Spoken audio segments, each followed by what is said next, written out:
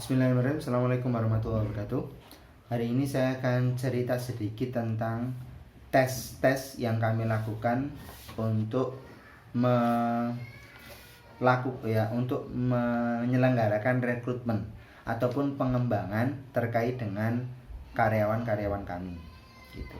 Jadi ketika saya membutuhkan rekrutmen, saya akan merekrut orang. Saya setelah menyeleksi berkasnya, kemudian saya undang. Saya akan sebelum wawancara biasanya saya akan melakukan tes terlebih dahulu. Ada beberapa tes. Nah, tes yang saya lakukan di sini adalah tes gambar. Kenapa tes gambar? Karena tes gambar ini salah satu cara yang saya lakukan untuk mengevaluasi kreativitas seseorang. Jadi, create itu kan kemampuan untuk melakukan sesuatu, ya. Jadi, kreatif itu membuat sesuatu dengan daya imajinasinya dia. Nah, ini apakah dia memiliki sebuah imaji positif? Apakah dia cukup kreatif? Ketika ada masalah nanti bisa saya harapkan ada ide solusi dari dia. Atau ketika ada sesuatu perlu perbaikan, dia akan melakukan inisiatif gitu. Ini hal-hal yang memang sifatnya itu random gitu ya. Nah, kita bisa mengecek apakah seseorang kandidat yang akan kita terima itu memiliki kreativitas atau tidak dengan tes gambar gitu. Nah, tes gambar itu ada 3 ya. Pertama itu warteg test, yang kedua itu adalah gambar pohon, dan yang ketiga itu menggambar manusia. Saya ada beberapa contoh di sini. Misalnya yang pertama adalah warteg test seperti ini. Nah, warteg test. Nah, ini warteg test. Ada juga contoh seperti ini yang kami lakukan gitu. Nah, warteg test itu adalah 8 kotak ya, berisi potongan gambar berupa garis atau bentuk bangun yang belum selesai. Maka selesaikanlah gambar pada setiap kotak tersebut sebaik mungkin dalam waktu 10 menit. Nah, ada gambar yang tidak selesai. Misalnya awalnya di sini ada titik, di sini ada coretan, di sini ada 3 garis, di sini ada kotak hitam. Nah, kemudian kotak hitam atau garis atau lengkung atau titik ini dibuat menjadi sebuah bangun atau sebuah gambar yang bermakna. Itu, ya. Mulai menggambar dari kotak yang paling mudah hingga kotak yang paling sulit. Setelah selesai 10 menit, sebutkan masing-masing benda atau aktivitas dalam setiap gambar tersebut. Dituliskan apa saja aktivitasnya, nomor 1, nomor 2, dan seterusnya sampai nomor 8. Dari yang paling mudah sampai yang paling sulit. Nah, cara mengurutkannya gimana? Yang paling mudah diberi angka 1, berurutan hingga yang paling sulit angka 8. Misalnya paling mudah itu titik, paling sulit adalah ini titik-titik-titik melengkung, maka dibuat nomor 1 sampai nomor 8. Begitu, masing-masing dijelaskan apa itu. Kemudian gambar yang paling mudah sudah jadi ya. Yang paling mudah angka 1, paling sulit angka 8. Kemudian yang paling disukai diberi kode tanda positif, yang paling tidak disukai diberi kode negatif. Tulislah nama atau keterangan gambar nomor 1 sampai 8 di bawah kumpulan gambar atau pada bagian yang kosong. Gitu. Nah, ini sama dengan nomor 2 tadi ya. Disebutkan nama benda-benda atau aktivitas itu. Nah, di sini tuh ini misalnya kreativitas, lihat kreativitasnya. Nomor 1 itu titik nih. Dia buat dari titik, dia membuat menjadi sebuah jam dinding. Terus nomor 2 dari kotak hitam. Kotak hitam ini jadi sebuah jendela rumah.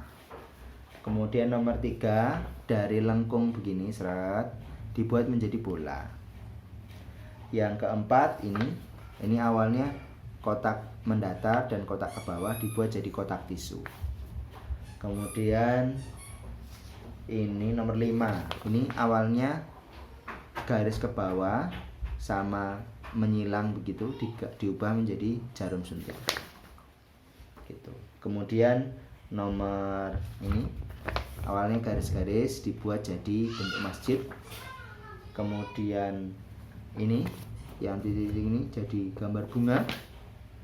Terus ya yang ini dibuat jadi apa? Ada lengkung kecil itu dibuat jadi bentuk botol. Tuh.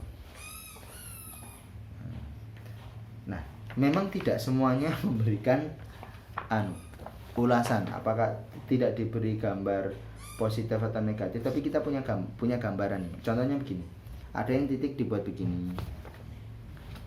Nah, bagi beberapa orang ini dibuatnya jadi bunga. Yang paling mudah bagi dia itu ternyata adalah lengkung, jadi bentuk mata. Kalau ini yang paling mudah adalah titik.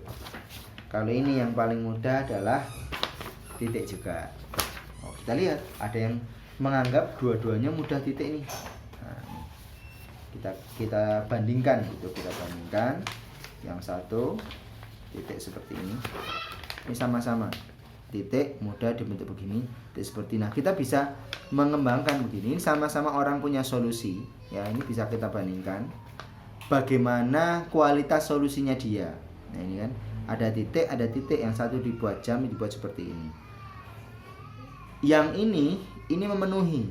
Berarti dia kalau punya sebuah idenya itu utuh, penuh gitu. Dan kalau ini idenya bisa dikembangkan. Nah, tinggal kita mau kandidat yang seperti apa?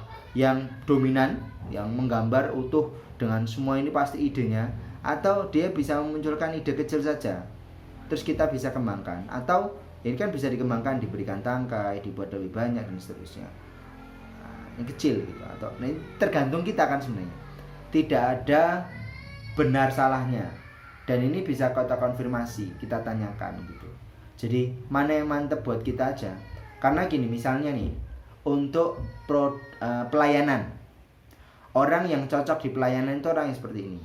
Nah, ini cukup detail, cukup banyak inisiatif, bisa nanya, melakukan assessment, care plan, follow up, itu inisiatif gitu, orang seperti ini.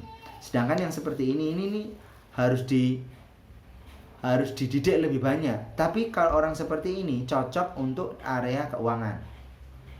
Ya, dia nggak butuh banyak kreativitas, ya kan? Ya, artinya sebenarnya tes seperti ini tuh, tes warteg ini misalnya, tes warteg ini itu tidak mutlak orang seperti ini pasti cocok atau enggak. Jadi itu semua tergantung dari kebutuhan kita melakukan rekrutmen. Makanya di awal-awal di video sebelumnya itu saya jelaskan tentang sebelum melakukan pembuatan job desk ya, atau sebelum melakukan rekrutmen itu harus clear job desk-nya dulu, harus clear job analisis dulu. Orang seperti apa, kandidat seperti apa yang Anda butuhkan. Kalau Anda bekerja atau merekrut orang yang bekerja di keuangan, butuhnya yang seperti ini, yang kaku, yang gak luwes, yang tidak banyak kreativitas. Tapi kalau bagian pelayanan, Anda cocok dengan orang-orang seperti ini, yang cukup banyak inisiatifnya.